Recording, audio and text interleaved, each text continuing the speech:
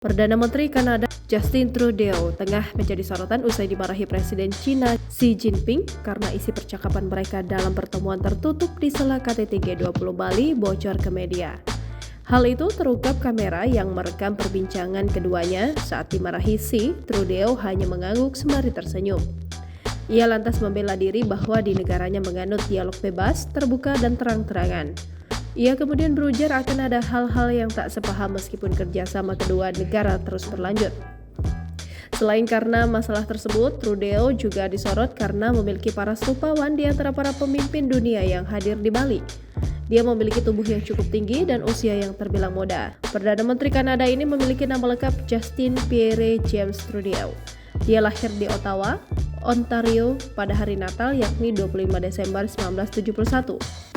Dia merupakan anak sulung dari pasangan mantan PM Kanada Pierre Trudeau dan Margaret Trudeau.